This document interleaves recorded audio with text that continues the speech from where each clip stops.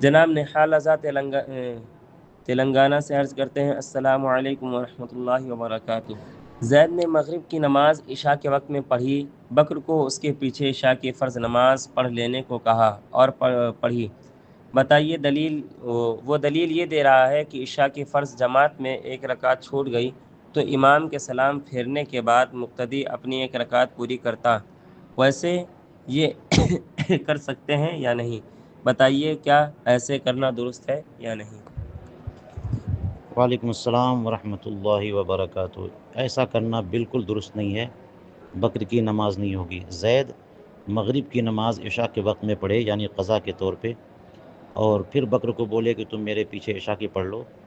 نماز میں اقتدا جب کرتا ہے مقتدی، تو مقتدی کی نماز اور امام کی نماز ایک ہونی چاہیے، یعنی فرائض میں۔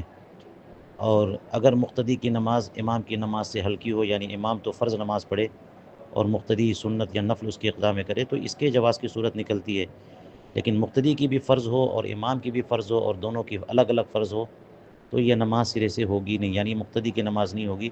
اور یہ دلیل بالکل غلط ہے کہ جیسے عشاء کی نماز 3 ہی رکعت ملی، 1 رکعت چھوٹ گئی تھی، تو امام کے سلام پھیرنے کے بعد مقتدی 1 رکعت پڑھتا ہے، تو ایسے ہی یہ مان لے کہ آج مغرب کی نماز جو زید پڑھ رہا ہے تو 3 ہی رکعت ملی اور 1 رکعت پڑھ لے، یہ سرے سے نماز ہوئی نہیں۔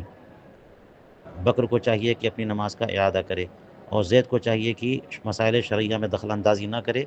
اس قسم کا مسئلہ جو بتا دیا اس نے، اس پر توبہ بھی کرے، رجوع کرے اور بکر کی اصلاح کرے۔ واللہ تعالی عالم بالصواب۔